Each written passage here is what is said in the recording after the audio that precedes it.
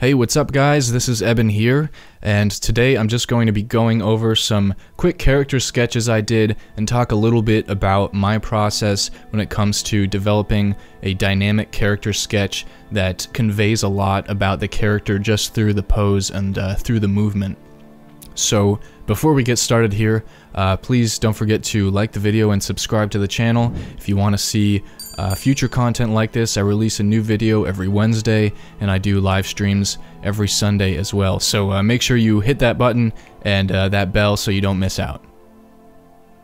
So let's just jump right in here. You can see in this first one, I've started out with a quick gesture, and by the way, this is going at 3 times speed. The full video was about an hour and a half, so I really didn't want to force you to wade through all of that with me.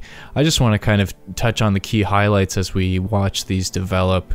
And so you'll see with each of these characters, what I do is I start out with a something very flowy and gestural, you know, a lot of the times something like an S-curve, and that will usually just inspire the character from there. Of course, it's different if you happen to be working from a brief or a description provided about a character for a commission or a personal project, but in this case I'm sort of letting the gesture lead the way in terms of character development. So in this case I made sort of a gentle S-curve, and that's generally a great place to start, just because you'll see in basically in a lot of different elements in the human body, it's really defined by these S shapes. And that's something I really try to emphasize in my poses, and that really helps them to avoid the stiffness that I feel like is really common, that I used to have a lot in my poses, and that I do see in a lot of beginner work as well. And you want to avoid having any kind of stiffness or rigidity, even in, like, this pose isn't really that dynamic. It's just sort of a guy standing casually.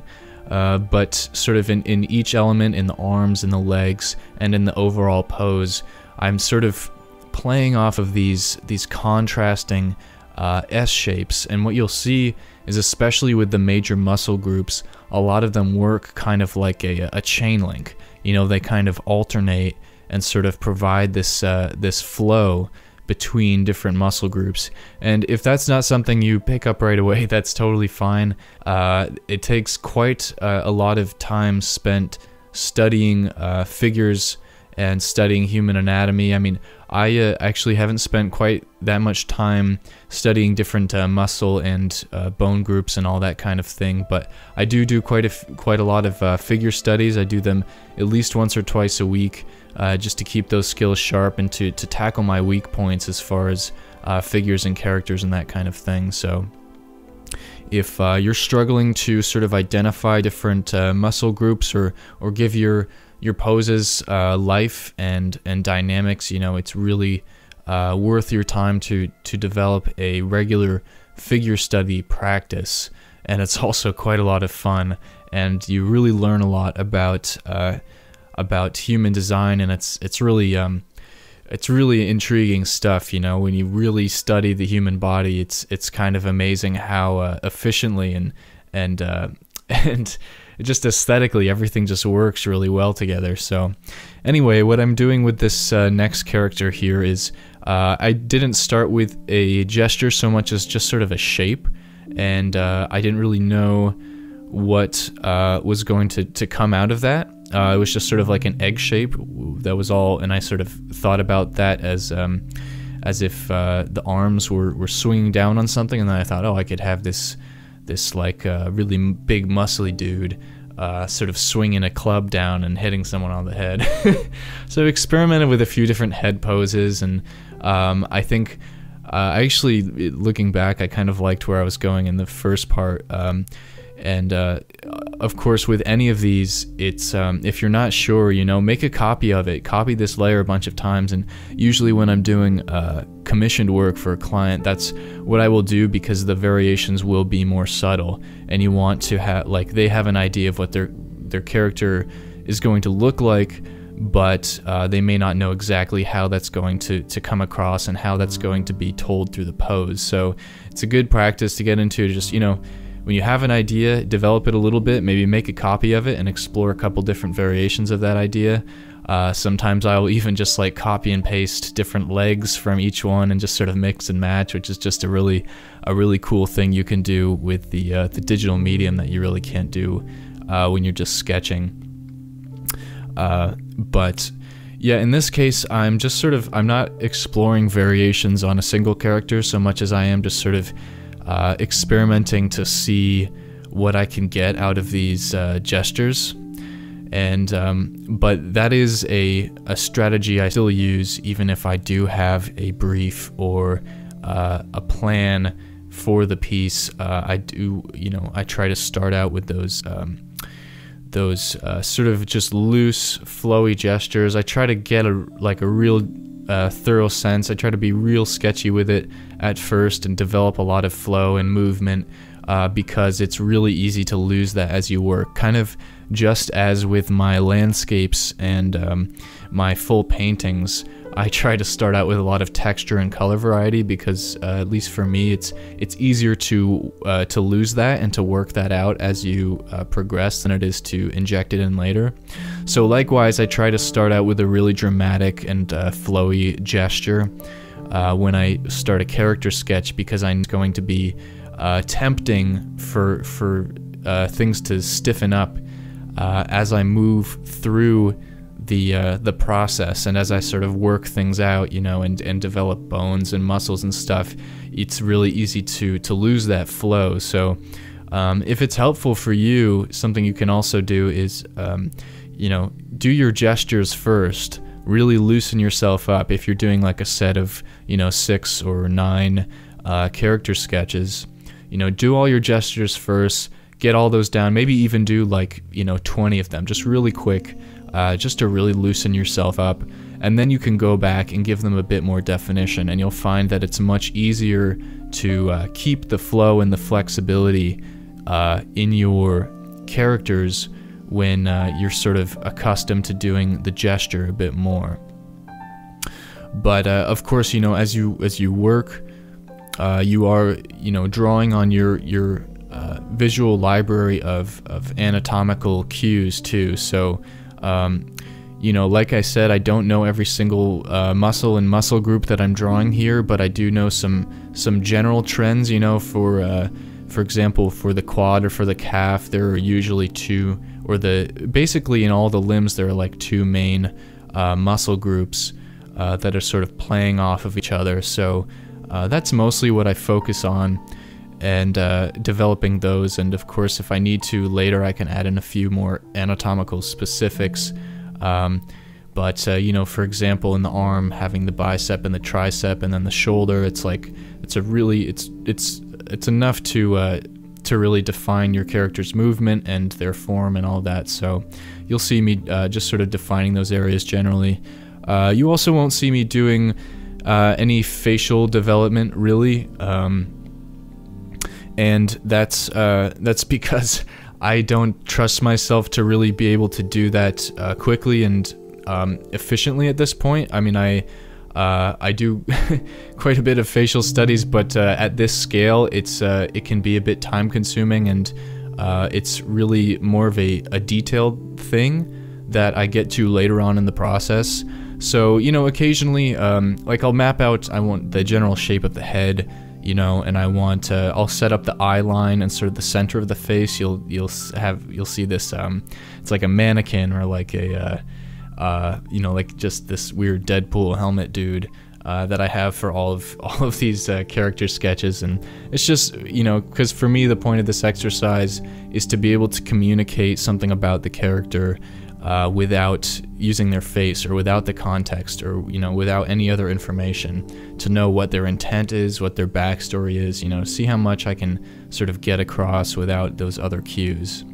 You know, so for example, this guy, he's obviously lighter, he's well practiced. I think I was thinking of, this is like an Obi-Wan Kenobi pose, you know, he does the little flourish thing, and he, of course, I'm sure there's an actual name for that martial arts style, but I'm not aware of it. But yeah, so I'm also just trying to do this quickly, you know. Obviously it looks quick at this speed, but I was also trying through pretty fast, and I didn't want to get too caught up in any single one. For example, that second one for me, just it wasn't quite resolved, and I think there's a bit more tweaking I would have had to do with that to make it work. But I didn't want to dwell on it here, so I just wanted to keep moving and try some different things out for you guys. So this next one I've started again with an S curve, but I thought I would try a female form, and I thought about doing something a bit more relaxed, a bit more seductive possibly, and you know, already her body language is not communicating tension or, you know, nervousness. It's very sort of casual, and it's almost as if she's leaning on something, and I think later on that's sort of almost implied a little bit, but I don't know. I think with this one, I guess you can see me. This is another thing I do quite often throughout this process, is I will make a selection, and I'll use, I actually have 3 different transform tools that I use throughout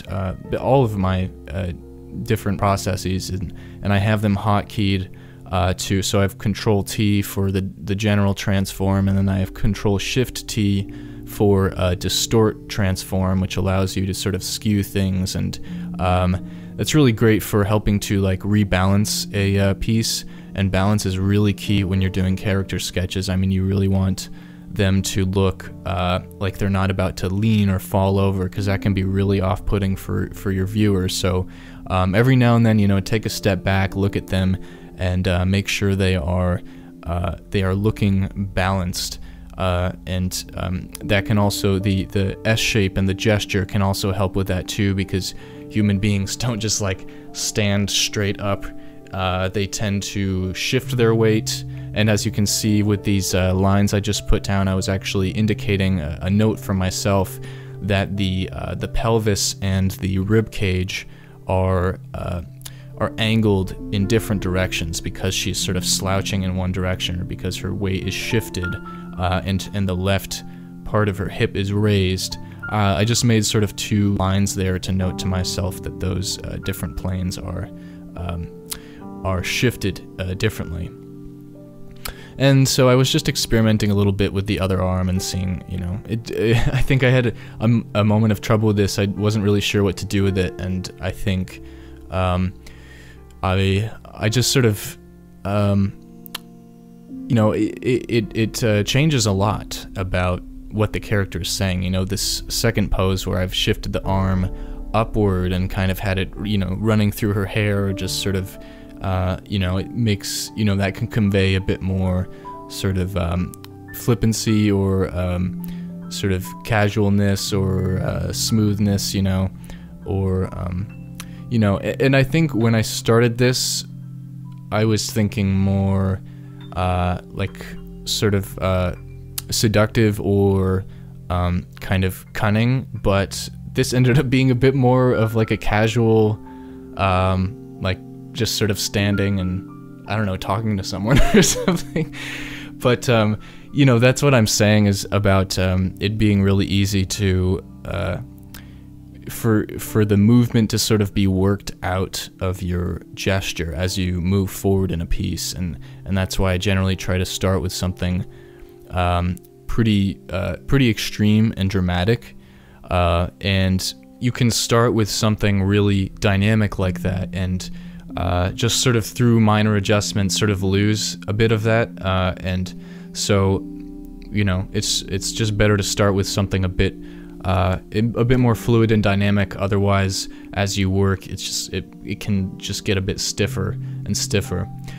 This next one, actually, I think this is my favorite pose that I did for this whole piece. I wanted to just make a big, muscly, triumphant dude leading the charge on a battle. I actually think I'm gonna take this one and develop it further, because I think this is just such a fun and dynamic pose, and because he just I don't know. It just looks. I think it all just, you know, as you'll see here, I think it just started to work out well. But you know, you'll see I'm playing with a lot of different muscle groups here. You can see that as the shoulder is raised, that muscle is being pushed out, whereas on the other side it's not quite as much so because the arm is lowered a little bit. You know, understanding these larger muscle groups and sort of how they play into each other and how they sort of interlock around each other is really really important. And like the more you study it and the more you understand it, the easier it is to sort of convey simply with these with simple forms and lines. And that's another thing that I'm trying to do throughout this process as well. And I think I've succeeded to, you know, varying degrees here, but I do try to keep my shapes and my lines as simple as possible. And even though I'm working pretty sketchily, I don't know if that's a word, sketchily, at this time, if I were to take one of these and develop it a bit further, and you can see me doing that a little bit already with this one, I'm sort of taking the sort of messy, muddy shapes and I'm solidifying them. I'm creating straight, concise lines, either curve or straight, but never sort of a weird, sketchy, sort of ambiguous one. I want to be very clear about plane changes and the different directions the shapes are moving and how they work together. And I also want to be conscious of you know, my shape theory as well, and thinking about, I mean, I'm not really consciously thinking about this as I'm doing this, but sort of every now and then touching base and checking and seeing, like, am I, you know, using varying line lengths or distributing my shapes in, you know, like a 70-20-10 pattern. And, you know, you just want to sort of keep an eye out for those things, because incorporating those into your sketch or your silhouette is going to really help its clarity and its confidence too, you know. And if you can learn to sort of sketch in this way, where you're just sort of almost like you're just creating these polygons, you know, versus sort of sticking with that gesture style as you move forward. You know, you want to create more clarity as you move through the piece. So for this one, I thought I'd try something. I just wanted to sort of tackle a breadth of different figure styles and emotions here. So obviously, whereas the last one was communicating this intense strength and power, this one here is I wanted to communicate some just like weakness and fragility and fear. I was thinking of like a Gollum-like character as I went through this, but I mean, obviously, you know, they're all bald at this point pretty much, so he's gonna look like Gollum either way. But you know, the point is, like, I'm drawing these out as figures, right? They don't have clothes. They're just I'm mapping out the anatomical details first, because you can always apply clothing and various adornments and weaponry and all that kind of stuff later, but really understanding the fundamentals of what's beneath that and how it's all working together, and how the different muscle and bone groups are working together before you apply those materials is really going to help you out, because then you can sort of, even if you I mean, you could keep it as a separate layer and sort of refer to it as you work forward, but you can also just sort of draw or paint over it and sort of have that in your imagination, in your memory, and know that, oh, there's a bone that sticks out there, or there's a muscle group there where the cloth is going to sort of drape over it and then it's going to fold under, you know. And having those kinds of relationships in your mind before you start on developing things like clothing and armor and all that stuff will really go a long way.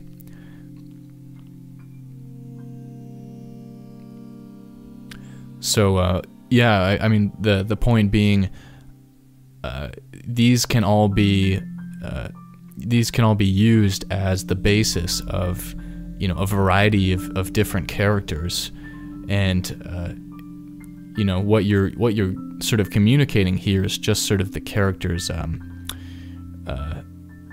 core, like, essence and sort of their general emotion, or I mean the body speaks quite a bit about what they are experiencing in that moment. So I mean, like, I'm making a very thin thin little guy down here who's apparently terrified or experiencing some kind of headache.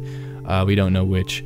But I can use this if I wanted to as a frame for, you know, a female character, or even for a more muscly character, because I have mapped out the different bones and different lengths of the arm and where those changes occur. So, you know, you can start to think about these things in terms of different layers, and you can really have a lot of flexibility there. If, for example, I made that and then I showed it to a client and they said, you know, I think the pose is right, but I kind of imagine them being a bit more like muscly, or even like I imagine them to be you know, a bit more sort of like pudgy, or you know, so these are knowing, of course, how those different things will layer up upon one another through the skeletal system, through the muscle system, through the fat layer. All that kind of stuff will really you know,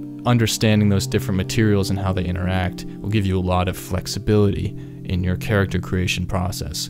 Of course, you know, I just love to make these like muscly sort of fit warrior characters just because, I mean, frankly, it's easier almost than like, it's way easier for me to make a big muscly dude than it is to make a form that's a bit more subtle, you know?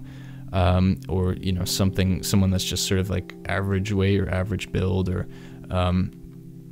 and I guess it's just a bit more satisfying for me, and it's you know, more aesthetically pleasing, I think, for a lot of people. But it depends upon the character, you know, and you don't always want to be making, you know, a big muscly warrior for your character. So it's good to study different body types too in your references, and to be able to portray them when needed. Having that kind of flexibility will open up a lot of options for you as well. So for this last piece, I thought I think I just ended up developing this a little bit further than the others and refining it a little bit more, but I wanted to do like a female warrior pose, almost as if she's like parrying or blocking something above her, or sort of shielding herself, or just kind of is in the middle of combat somehow. And I did start out with this big S curve, and almost like a gentle C curve that goes from the top of her head down to her heel, and really having that like, that is if there were anything I wanted to keep in this whole thing, that's the most important element, is having that power from the back of her heel working all the way up through her body and up to her head and to the other arm. I mean, that's where you want to think about lines of power throughout the body, especially if you're doing a dynamic pose like this. Where are they pushing off from? Where are they trying to put their power? You know, essentially, they always have to be bracing themselves from one thing and pushing into another, you know. And definitely having the gesture to begin with will help you sort of imagine where that power is going. You know, and if you think about sort of I guess the potential of a curve, you know, it has flexibility, but it also has strength, and that's what we're trying to communicate with this pose. Even though, you know, she is ostensibly made from a bunch of, you know, straight bones, there are there's a lot of curvature and different dynamics like that going on. So, and then at the in the next phase here, I just sort of go around, I try to clean up my lines a little bit. I just want to refine my shapes and refine those different muscle groups, and also in some areas, you know, tone down those muscle groups. In the final product, you're not going to be able to see visibly all of these muscle changes as I've sort of indicated them here. You're just going to see subtle plane changes, and if you go into the painting phase, those plane changes are going to be represented by changes in light and color and value. And so, you know, you want to be sort of to also start working out, you know, you want to start moving away from your sketch and depicting it as more of a whole form versus all of the anatomical elements that you've started to outline to define the form. And another thing I'm doing here is just checking the general proportions of, you know, the legs and the arms and all that stuff. It's those things can be easy to miss, and I don't actually have like some people will like learn the ratio of those different things, and I never did that so much. There's definitely that approach to it where you can kind of learn mathematically, or you can memorize different ratios and that kind of thing, but I always just do it by feel, and the more figure studies I do, the more studies and looking at references that I do, it just becomes a bit more clear to you when something is a bit off. So, and it helps to zoom out. Of course, I'm always telling people to zoom out while they work, and to really, you know, take a step back and look at it from that perspective. And if something doesn't look right, you know, there are a lot of tools you can use. There's the transform and different stuff like that, and that you can use with the digital medium that you don't necessarily have access to traditionally. But even if you are working traditionally, you just have to be a bit more careful about it. But, you know, you can always erase away and get real sketchy with it, depending upon how you work, of course, and what you want the final product to be. But I mean, this is really just an exercise, and I don't think like from here I would probably transfer one of these to a new canvas and just sort of refine it and tighten it up a little bit, or maybe just completely paint a completely new frame over it, you know, depending upon how I wanted to do it. Sometimes just starting fresh like that can sort of help you, I don't know, help you articulate things a bit more clearly on the first pass than sort of trying to work over all the sketchy things you've already done. But yeah, you can see here I'm just sort of solidifying shapes a little bit. I ended up blowing up her legs quite a bit here. I don't even know if, looking back on it, I don't even know if I needed to do that. I was just, I don't know, I guess I just wanted her to be a bit more of like an Amazonian, and I just sort of go back after that, and I adjust the muscles and everything accordingly to make sure that it's not, everything isn't too disproportionate, you know. And it's, yeah, so, I mean, I think obviously the best way to get good at this is to, like I said, do a lot of figure studies and stuff like that, but really, you know, be conscious of what you're putting down, and be thinking about these different things as you are working through your character study.